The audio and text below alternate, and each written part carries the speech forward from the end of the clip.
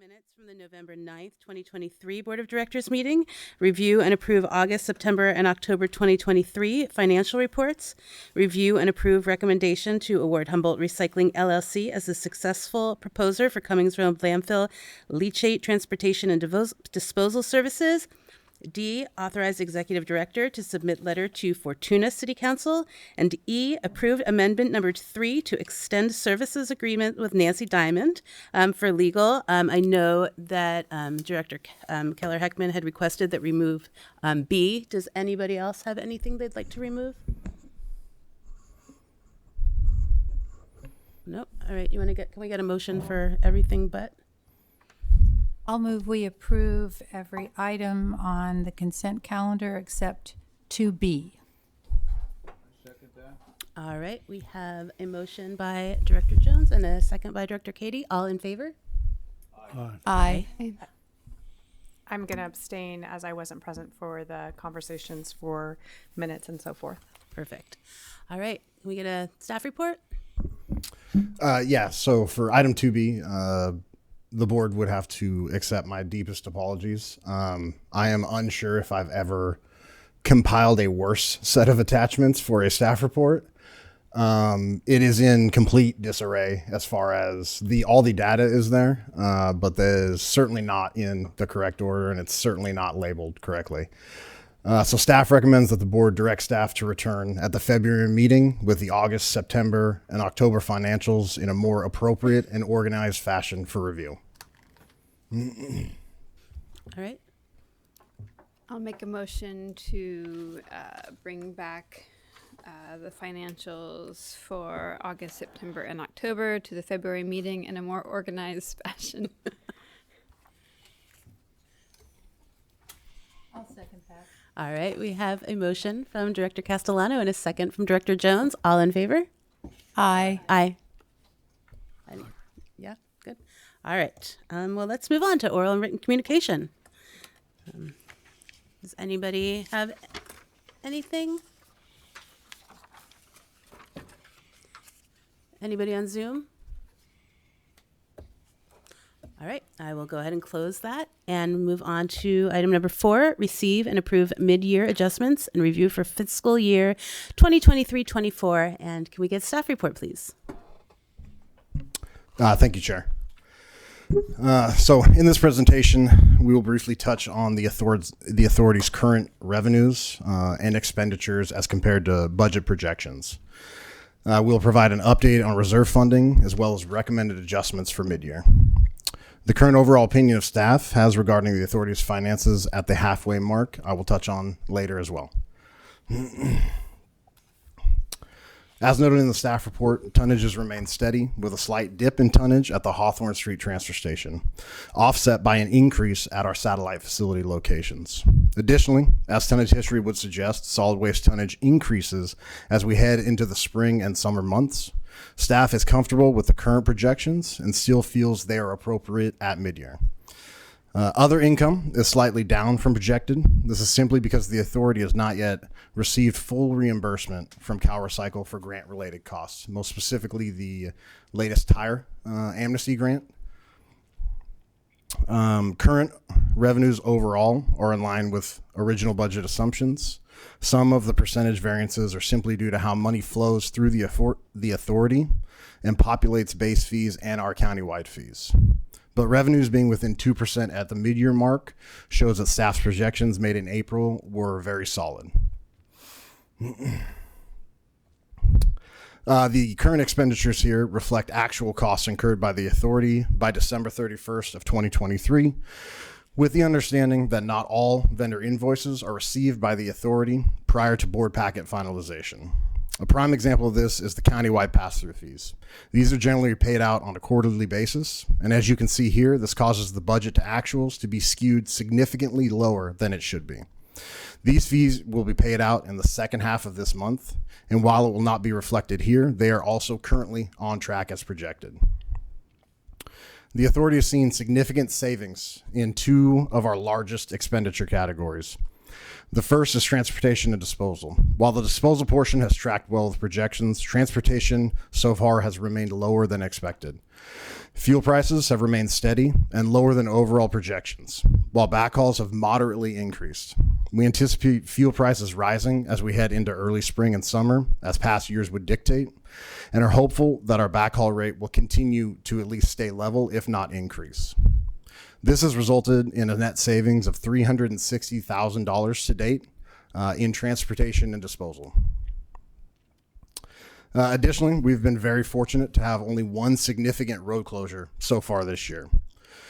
When these happen, they can be incredibly costly. As an example, the singular closure this year lasted for just under 2 weeks and cost the authority upwards of $57,000 of additional expenses to transportation. These closures require an immense amount of effort and coordination from our transportation and disposal provider, and because of their experience and their efforts, services were impacted in a very minimal manner. The second significant savings is related to payroll costs. The authority has experienced variances at higher level positions throughout the first 6 months of the fiscal year. We have also experienced retirements and staff leaving for other opportunities. The total savings for salaries and wages so far to date is $350,000 due to some of these and other issues. All reserves are on track to be fully funded by the end of the fiscal year, with planned capital expenditures on track to be completed in the second half of this fiscal year.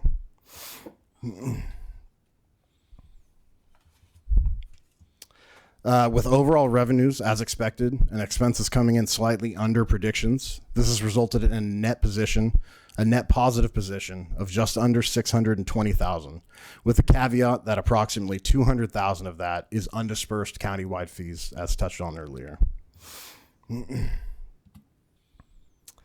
While the majority of expenses have tracked within acceptable deviations, there are 3 outliers. The first is bank fees related to solid waste.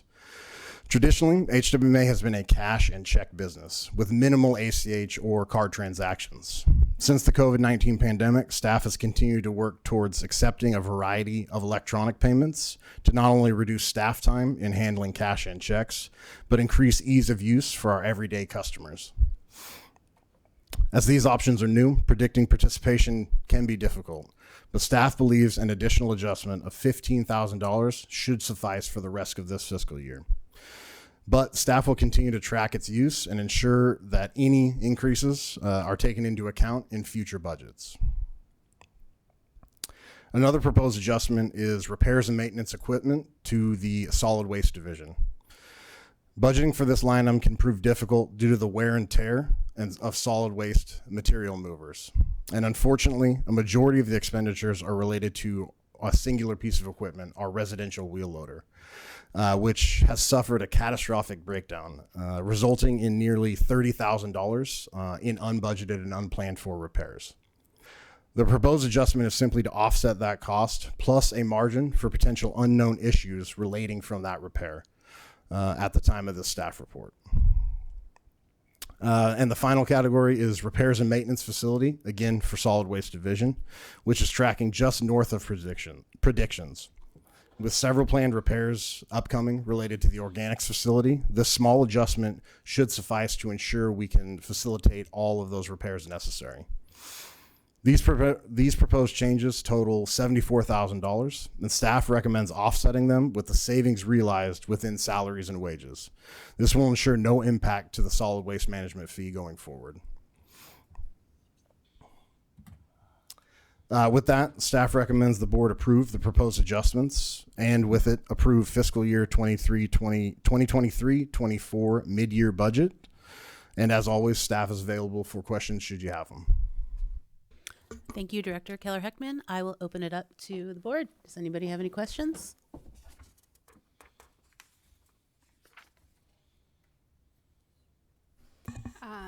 Thank you for this. Have there been challenges, with the reduction in staffing and kind of other staff members being overworked or? So it's probably an answer for both ways. There obviously has been a challenge for the absences at high-level staff, most notably the Director of Finance, which has now been filled, and the Director of Operations, which unfortunately remains vacant. But when this board chose to close the Eureka Recycling Center, one of the major aspects of closure was ensuring there were no layoffs, ensuring we had options for staff that would be affected. And in that time, we have done a wonderful job of cross-training all staff. Several staff have cross-trained up at the Cummings Road landfill. They've cross-trained over at hazardous waste. But as certain entry-level or low-level staff has exited or taken new opportunities, management has not filled those positions. The cross-training for those individuals will come at a later date, and we did not need to add even more bodies to the cross-training regimen that we could afford to not have, if that makes sense. So to combat this attrition, when I remember that we're talking about a salary survey, is that something that we have budgeted for this year, or is that for? So we did not budget for the salary survey this year, but with the significant savings in salary and wages so far, it is something that we could look at in the second half of this fiscal year for sure. Yeah. And how is it going with the other positions that you're recruiting for? I mean, there's two. There's the Director of Operations, and then there was the Communications Specialist. Yeah, so we have had this second round for the Education and Outreach Specialist. We have had a very good turnout. So we do have some potential candidates that we'll be meeting with next week and the week after. As far as the Director of Operations, we currently are still pursuing other applicants. Anybody else have any questions? Go ahead. Okay. So you mentioned the residential wheel loader needs repairing. Was that what I heard you said? That's correct. So it's cost effective to repair this rather than replace it, I'm assuming? At this time, yes. So the residential wheel loader to replace would be somewhere around $340,000. Mm-hmm. We are still evaluating if we are going to move forward with this repair. We're working with the equipment provider. It is a repair that we have not had happen before. It has to do with the rear transfer case and the rear wheels. My biggest concern right now, and our operations staff's biggest concern, is that there may be unintended issues with this fix that maybe we cannot see or will come on down the road. So we are working with the equipment provider to take a look at all the best options and ensuring that there's not going to be a continued recurring cost should we go forward and spend that allocation on fixing it. Thank you. And I know it's a little early to be thinking about this, but I know at a recent meeting we talked about, starting to bring forward plans for a local compost facility, things like that. I'm imagining that some of these budget savings may become seed money, et cetera, et cetera. What is the timeline for starting to really look at kind of the planning for an effort as big as that? Yeah, so I can give you a brief overview, but staff does plan on bringing forward in February a timeline so that you guys have a better understanding of what that's going to look like. But I would imagine staff would take 3 to 4 months to write the RFP. We would have the RFP approved. We would circulate it for 60 to 90 days as well. Once we get that back, you would look anywhere from 2 to 4 years is what we're looking at as far as assessing, permitting, and breaking ground on a potential property. I would imagine it would be open doors ready within 3 to 5 years once we find a suitable location.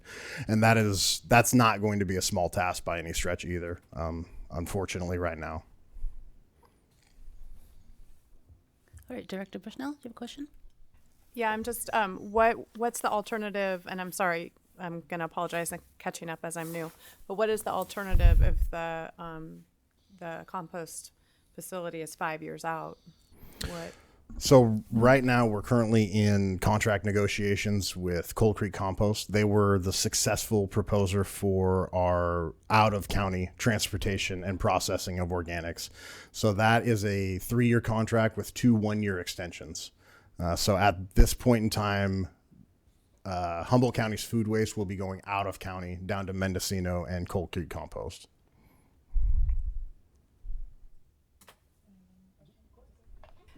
Thank you. And my second question is around the $15,000 increase for solid waste bank fees. Is that just credit card processing fee? Yes. And now, is that a yearly? That's a yearly perception? Or, Yes, that is correct. Okay. Yep. And So with the original budget is $65,000. We're requesting an increase to that of $15,000, and it's simply due to traditionally we have not offered some of these payment methods, and so more staff time has been allocated to handling cash and checks. And this year we're seeing a larger uptick in participation in bill pay online, ACH, credit transactions, things like that. so the 15,000 is just for the processing fee, not including staff time. That is correct. Okay, thank you. All right, I'm going to open it up to public comment, and then we can come back to the board if they have any more questions. Do I have any public comment? Anybody online? All right, I will bring it back to the board for any more questions or a motion.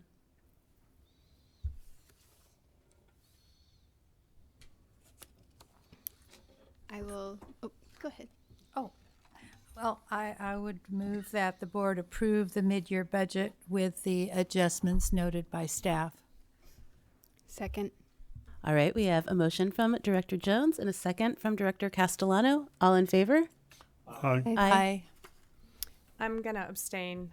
Just I don't have enough information as being the new member. All right, wonderful. The motion carries. And we will move on to standing item board member reports. Does anybody have anything to report out?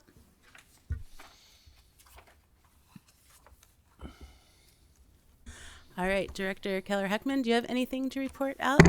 I do. Thank you, Chair. So we got 2 items. The first is staff has received a request from Margaret Gaynor to share a save the date invitation for a zero waste workshop on January 25th, 2024 in Bayside. The event is for elected leaders, city staff, and larger outdoor event organizers. I will be forwarding the information to all board members, and please feel free to let me know if you would like anyone else on your jurisdiction staff to be included in that forward as well. And I believe we have a representative from Zero Waste with us in attendance as well, if she'd like to speak at all. I wasn't actually going to speak about this today, but thank you, Eric. I actually came to thank Eric personally and the whole board for supporting us. We actually just received a grant, and we were fortunate to have a letter of recommendation from you. So thank you very much from the Rose Foundation, and that is in the effort for the reuse building materials salvage yard project that we are a part of.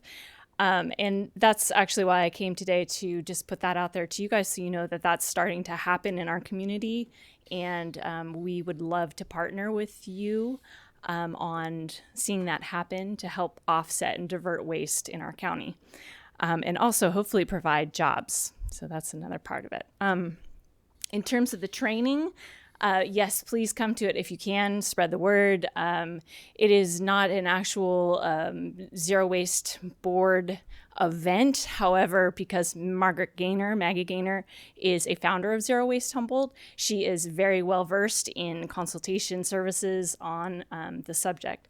And so she is going to have a wealth of knowledge on the subject. So please, yes, come.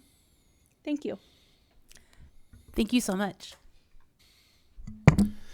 And then the second item for the ED report is staff found out late in December that we were awarded $2.7 million from CalRecycle for the organics grant.